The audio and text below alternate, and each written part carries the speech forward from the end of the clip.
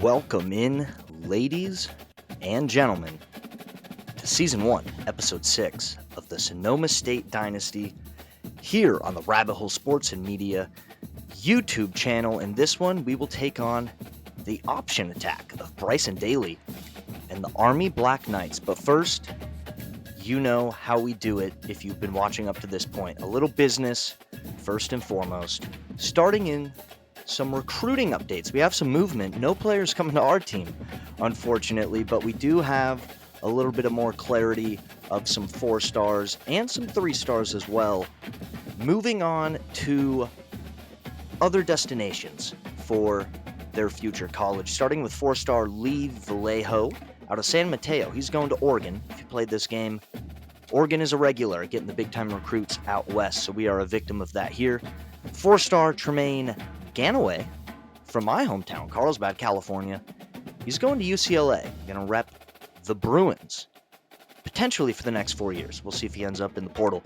But 4-star tight end Randy Calvin, who bears my namesake, from Menlo Park, California. He's going to Washington, so a double whammy there of a little punch to the gut on those guys making the decisions they did. But Spencer Muti from Orange, California, he locks us out. We'll see where we won't see where he ends up going because he'll be off our board. But 3-star quarterback Ramon Kelsey from Visalia, California, he's going to UC Santa Barbara, so we'll get to keep an eye on him and should have some matchups with him for the next 4 to 5 years if he stays put with the Gauchos. And then edge rusher Ben Rourke out of San Mateo, second guy from San Mateo to turn us down. He's also going to UCSB, he's going to Nevada. Sorry about that, I don't know what I'm looking at. He's going to Nevada. So we replaced those guys on the board with 4-star defensive tackle Tafita Akwara from Kahuku, Hawaii. Hope I'm saying that correctly. 2-star cornerback Ciante Torre out of Millbrae, California. 3-star tight end Rick Fasano from Los Angeles. And my entire opinion of Los Angeles for the future will be determined on this. It's already on shaky ground. We'll see if Rick Fasano can help out. 3-star Antonio Long from Newberry Park, California.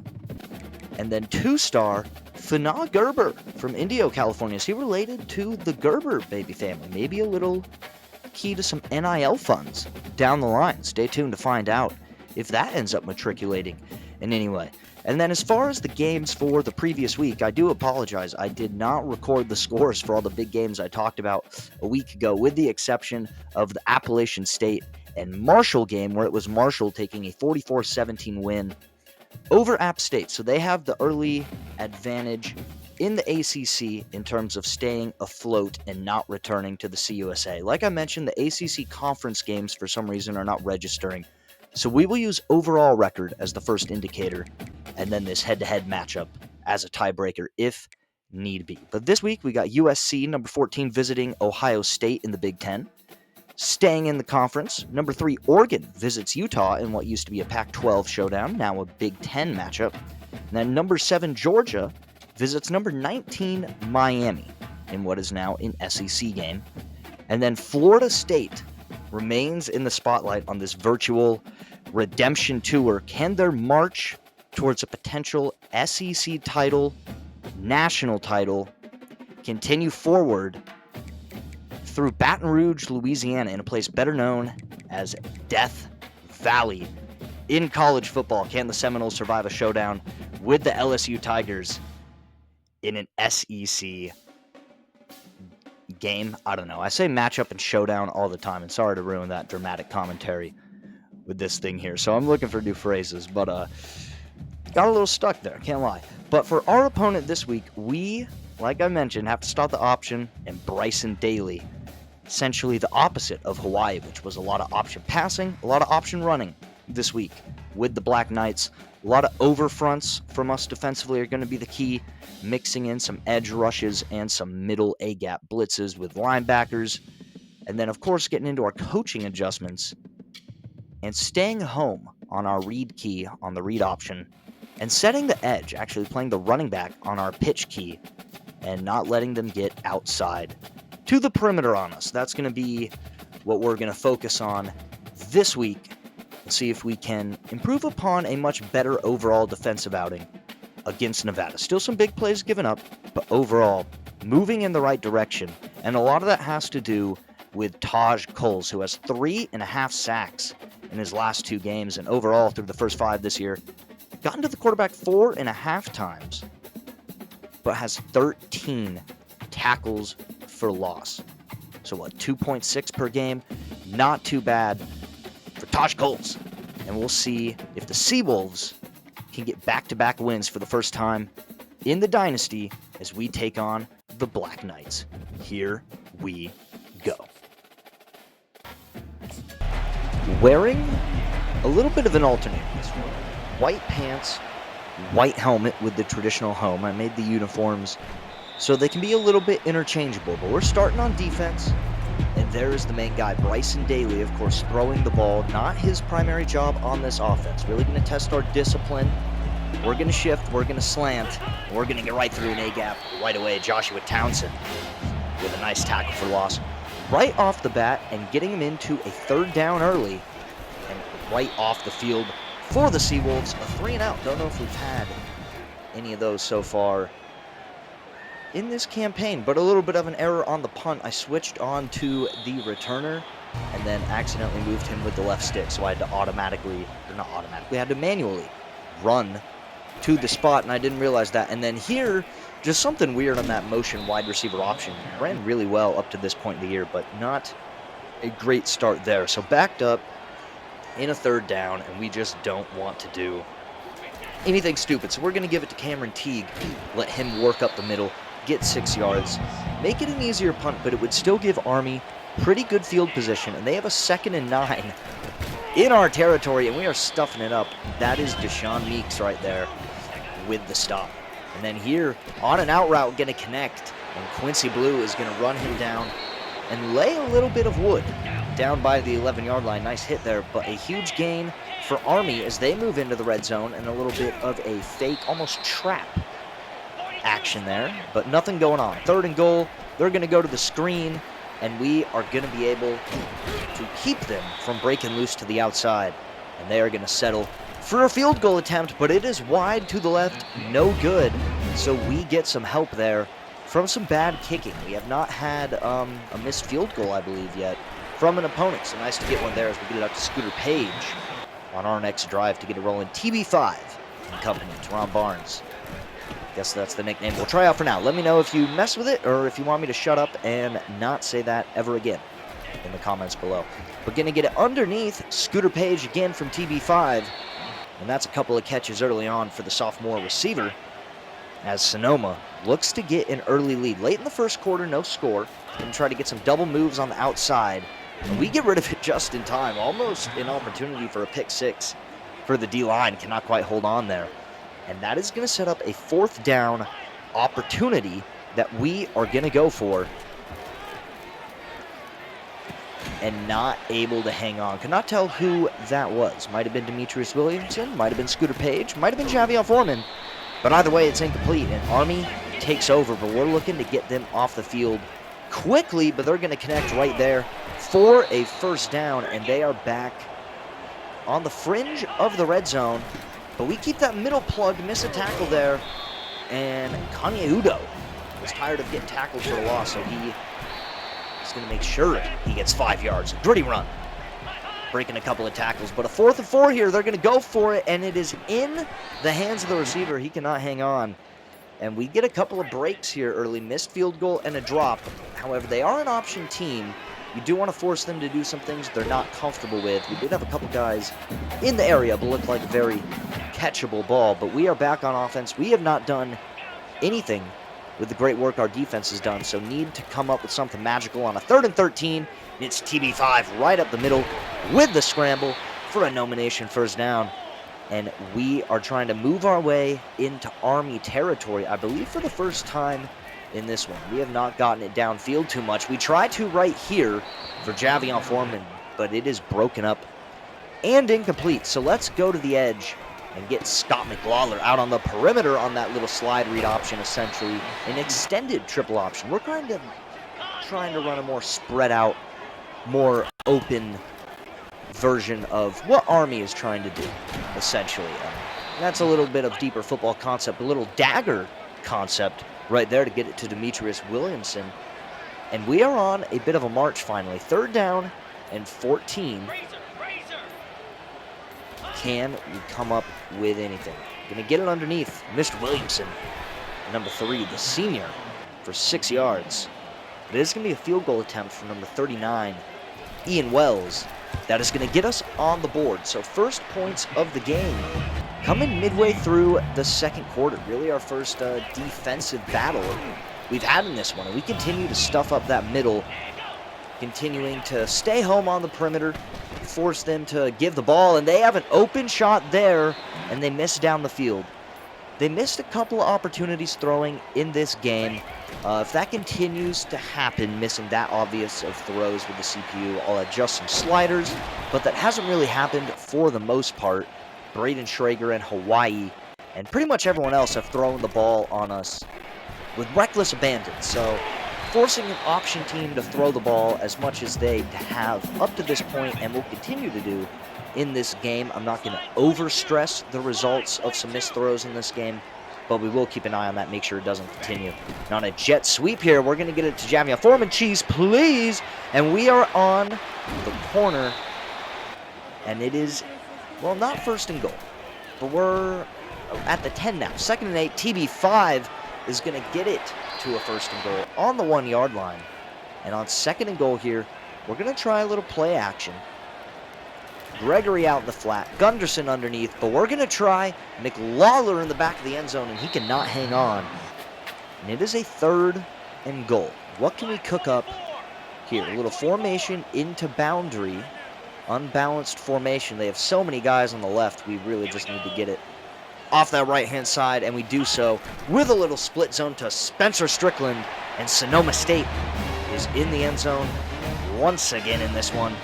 The Seawolves, a 2-score lead before the half, but out of the 2-minute warning and going into the break, Army looking for their first points. Bryson Daly putting that one on the money right there, and it is a 1st down for the Black Knights.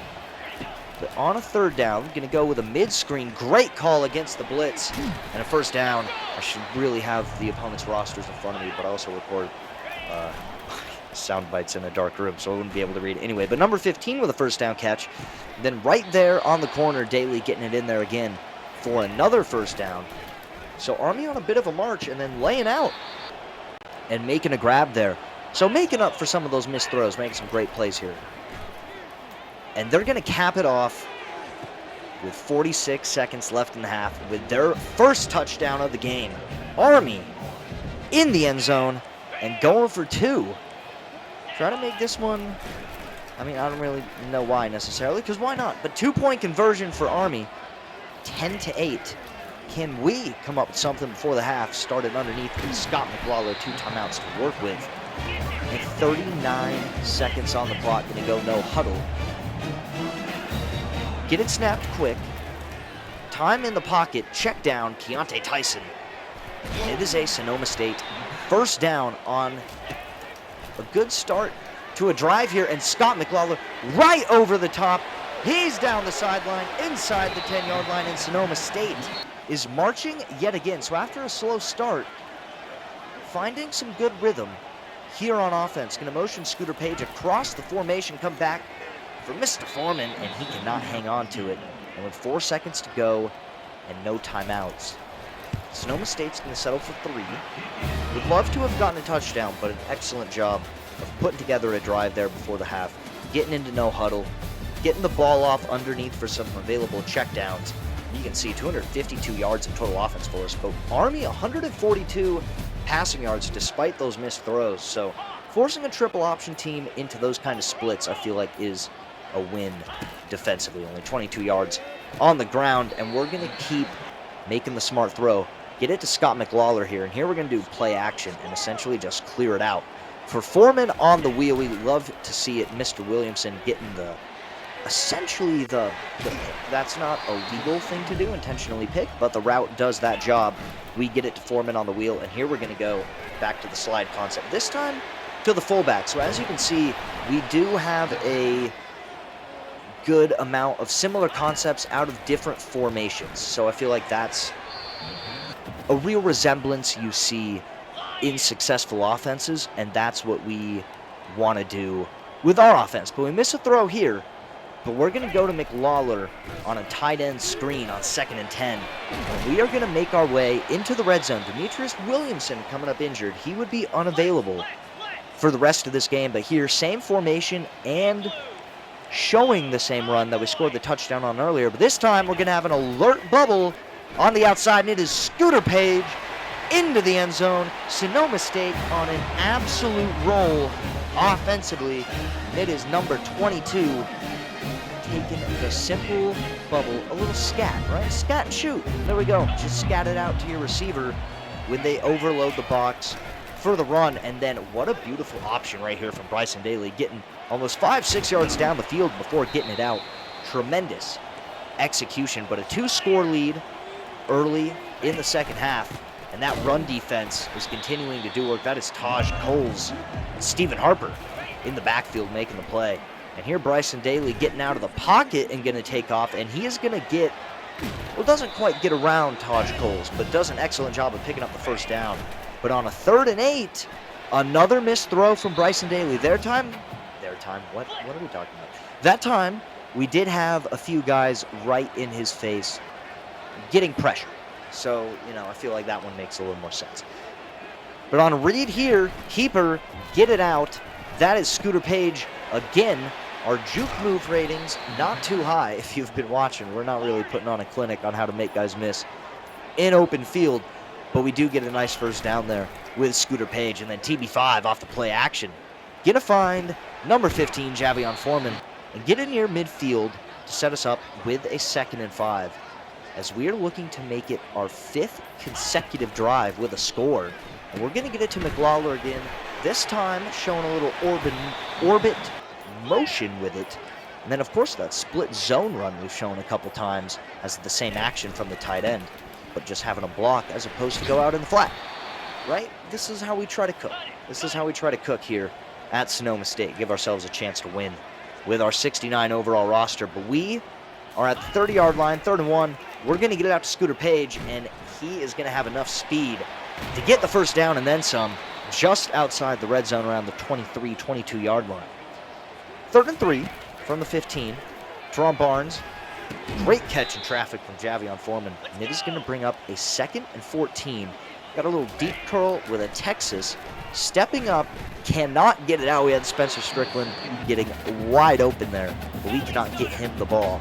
That is going to lead to a 3rd down and 14. Not an advantageous down. Want to be smart, make sure we get the 3 points. Ooh, we talk about being smart, and then we somehow turn that into a 6-yard run, so almost extremely stupid. But we do salvage the play there and get out of bounds for a 6-yard gain. And it'll be another Ian Wells field goal attempt, his 3rd of the game, if I'm remembering right. 2 touchdowns on a field goal? Yeah, that's absolutely right. 23-18, 15-point lead, a little play action inverted veer, and we are going to get pressure to Bryson Daly and bring him down for a sack. And on the last play of the 3rd quarter, some more pressure from Noma Nation, and the Seawolves defense is having themselves one heck of a ball game here today. Can we get a put-away drive here? We're going to get to C.J. Peaks. He got some more snaps here with the Demetrius Williamson injury, moving up to the 3rd receiver on the depth chart. And on a 4th and 2, we're going to play aggressive. Here, I was actually just going to go out and show that we were going to go for it on 4th and then punt if I didn't like it. But I really liked the look, and we're just going to plow ahead for the first down, keep on marching. And then right here, my favorite press single high man coverage concept to get into. Drag from the outside route, wheel route from the first slot guy. You can do a variety of things from that inside-most receiver. We do a cross because I think it's going to hold the safety the most, but that creates a nice rub for Scooter Page to get wide open for a Seawolf touchdown and perhaps a dagger on a 2nd consecutive victory. The home crowd loves it. I love it. And I hope you guys at home love it too. We've had some not great games so far this year. But this one has been a really complete game through, real football would be, 53 minutes? In this, I play 11-minute quarters, so 37 minutes. As we miss a chance at an opportunity there, an interception, and then a great play from Quincy Blue on 4th down, so it does not matter. And we go back on offense, and we're going to power it ahead, try to milk this clock, and that's the kind of football I envision this team playing. That's what we're going to do. We're going to be physical. We're going to power ahead. We want to build a team that can do that more. We just don't have the offensive line this year to consistently do that. But if we call games well and manipulate defenses into certain fronts, we can do that. And we won't have to do as many option plays like this, which can result in absolute disaster. Luckily, we are able to get on it and save ourselves from a total mess. But 3rd and 17, this late in the game, just glad we didn't turn it over. And we are going to get enough yardage here. A little cheese please from Keontae Tyson. He doesn't make 2 men miss, but he does get 1. And that is going to allow a field goal attempt that is going to be pushed wide right by Ian Wells. So a 3-for-4 day so far from the senior, and that will break a streak of 6 consecutive drives that ended in points. And then how about Nico Solomon? He's had some games where he's gotten burnt over the top, and then, hey, look at that. I don't user him, and he's in perfect position and makes a play. Love to see it. And that essentially has to feel like the exclamation point. Felt like we had it put away before that, but that really drives the hammer into the coffin, as we got, I believe, the backup Tyler Olson into the game there, and I did not take a wide open receiver for a contested throw. So, I want to show you guys the stupidity with the fun. But here, 1st and 10, Bryson Daly should have just taken off. Not quite a sack. And actually, earlier I was calling number 91, Deshaun Meeks, and 97, Jarian Love. That may be reversed. I can't completely remember. I'll have to double check that. Using Bubba Van Claiborne here. They're going to get it on the mid-screen, and BVC slams him down for a 3rd and 4. Bubba Van Claiborne not giving up. He plays a full 60 minutes. That's what we love about Bubba Van Claiborne. He does not give up. He does not give in until the game is over, and we would love, I was about to say hold him out of the end zone the rest of the game, but we do not. They get a touchdown, going to go for 2 here, give it up the middle, Kanye Udo, and we will get the stop. Going for an onside kick just because, why not? And oh my, LJ Young Jr. saving me from an absolute aneurysm at the end of the game, and the Seawolves back-to-back dubs, back-to-back victories at home in front of the Rohnert Park faithful. Teron Barnes, 341 through the air, 2 touchdowns, 3-3 on the season. Is bowl eligibility a possibility? As we see the stats here, 506 yards 506 yards total offense, 341 through there, 165 rushing. We stifled the Army rushing attack. They ended up throwing the ball 32 times. That is sensational against an option team. Really great job from our defense. We're definitely lucky they missed some throws. But in general, getting the opposition to do the thing they don't want to do is what you want to do.